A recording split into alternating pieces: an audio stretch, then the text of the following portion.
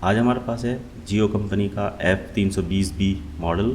Problem यह है कि चार्जर लगाने पर ये चार्जिंग ले रहा है लेकिन ऑन नहीं हो रहा है ऑन ऑफ स्विच दबाने पर।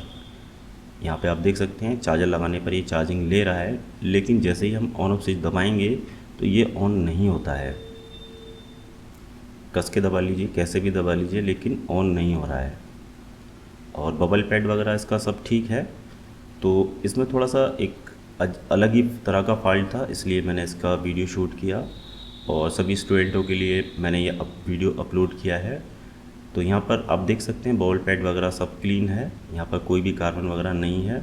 और यहाँ पे आप देख सकते हैं कि वोल्टेज वगैरह नहीं आ रहे हैं, बैटरी लगी हुई है। ऑन ऑफ स्विच के ऊपर कोई भी वोल्टेज शो नहीं हो रहे हैं। ये 39 जो दिखा रहा है 0 पॉइंट, वो दिखाता है मीटर थोड़ा बहुत। और यहाँ पे आप देख सकते हैं बैटरी डाउन है लेकिन ऑन कर देगी फ़ोन को, इतना है। तो सप्लाई चेक करेंगे। इसकी सप्लाई चेक करने के लिए मैं यहाँ पर एक जंपर लगा रहा हूँ कि सारे कंपोनेंट वगैरह बैक साइड में है। तो यहाँ पे मैंने एक जंपर लगाऊंगा और जंपर लगा करके मीटर से आप यहाँ पे देख सकते हैं मैं सप्लाई चेक कर रहा हूँ।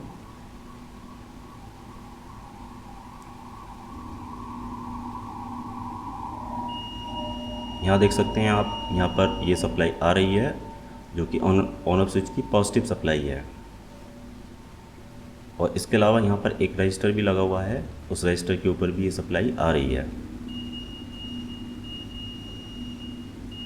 तो एक टीपी है और एक रजिस्टर है। रजिस्टर के एक साइड ये सप्लाई हमें मिल रही है लेकिन दूसरी साइड नहीं मिल रही है यहाँ पर। तो ये जो दूसरी साइड है ये आईसी से कनेक्टेड है। तो जो भी प्रॉब्लम है वो इस रजिस्टर से आईसी के बीच ये प्रॉब्लम है। तो यहाँ पे हमने रजिस्टर भी चेक करके देखा, यहाँ पे आप देख सकते हैं रजिस्टर भी ठीक है, 0.99 शो कर रहा है। दोबारा देखते हैं एक बार निकाल के, मीटर हटा के देखिए, रजिस्टर ठीक है। तो ये जो प्रॉब्लम थी ये आईसी से थी, ठीक है। अब हम क्या करेंगे, पहले आईसी को निकालेंगे। आईसी ख़राब हो सकती है या फिर वो ट्रैक ओपन हो सकता है जो रजिस्टर से आईसी तक जा रहा है, ठीक है। आईसी कैसे रिवॉल्व होती है, बहुत सारी वीडियो मैंने अपलोड कर रखी हैं, तो उसके बारे में मैं जानकारी नहीं दूंगा यहाँ पर।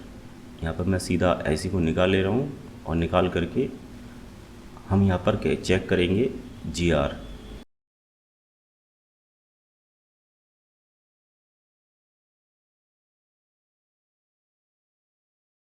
तो अभी हम यहाँ पर पहले शोल्डर को क्लीन कर लेते हैं।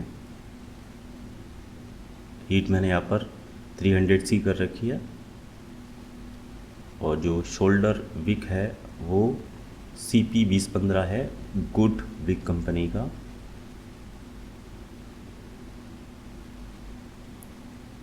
अगर इस तरह से अगर आप क्लीन करते हैं ना पैड को, तो कोई भी पैड डैमेज होने का 0% भी चांसेस नहीं होते हैं।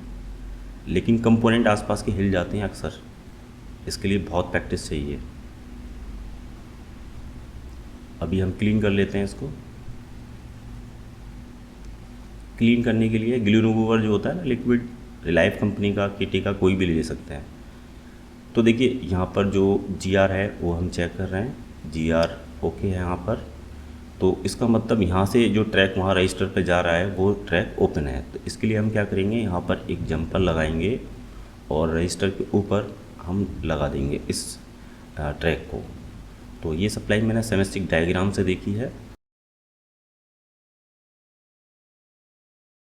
तो दोस्तों ये सप्लाई जो है मैंने सेमेस्टिक डायग्राम से देखी है। इस पॉइंट की, इस बॉल की सप्लाई रजिस्टर के अप साइड जा रही है। तो मैं यहाँ से एक जंपर लगा रहा हूँ और जंपर लगाने के लिए मुझे यहाँ पर शोल्डर मास्क लगाना पड़ेगा क्योंकि ये जंपर शॉर्ट हो सकता है इसी से। और जहाँ यहाँ पर जो शोल्डर मास्क मैं यूज़ कर रहा हूँ वो मैकेनिक कंपनी का है। कोई बॉल शॉर्ट नहीं होनी चाहिए, इस तरह से जंपर को सेट करना है, लगाना है। अगर जंपर शॉर्ट हुआ तो आईसी शॉर्ट हो जाएगी। इस तरह का वर्क करने के बाद या आईसी इंस्टॉल करने के बाद सीधे बैटरी ना लगाएं कभी भी फ़ोन में, और पहले शॉर्टिंग चेक कर लेंगे शॉर्ट तो नहीं हुआ है। अगर आप बैटरी लगा देंगे तो यहाँ पर शॉर्टिंग बढ़ सकती है, आईसी ख़राब हो सकती है। तो देखिए मैंने यूवी लैंप से इसको सुखा लिया है और अब मैं जगह बना रहा हूँ इसको रजिस्टर तक ले जा कर के शोल्ड करने के लिए शोल्डर करेंगे वहाँ पर। और ये जंपर हिले ना, शॉर्ट ना हो, इसके लिए मैं जगह जगह इसमें शोल्डर मास्क लगा देता हूँ यहाँ पर।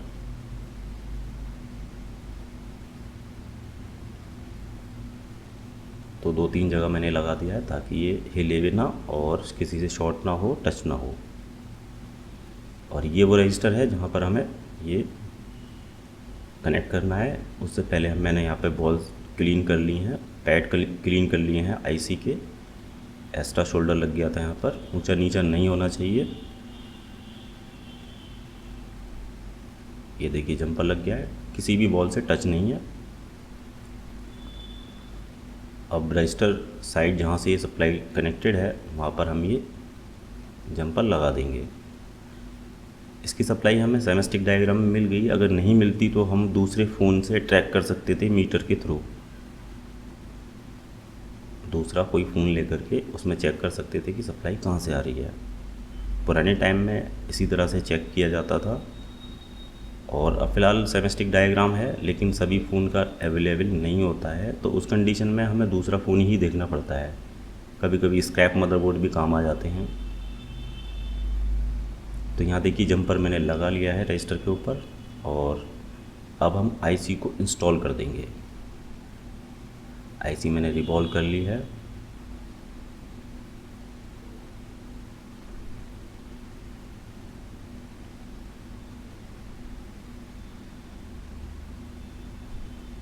थोड़ा सा वीडियो को शॉर्ट कर दिया है ताकि आपका समय ज़्यादा ख़राब ना हो। 350C हीट एयर 2 करके इंस्टॉल कर दिया है मैंने। एसएमडी मशीन है क्विक 857 DW+। यहाँ आप देख सकते हैं जंपर लगा हुआ है। और अब मैं आपको चेक करके दिखाता हूँ कि ये प्रॉब्लम सॉल्व हुई या नहीं।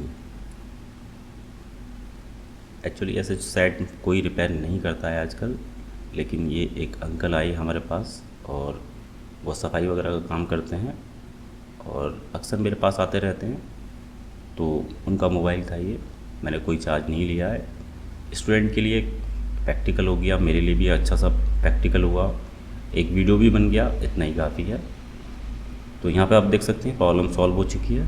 फ़ोन आराम से ऑन हो रहा है, किसी भी तरह की कोई प्रॉब्लम नहीं है।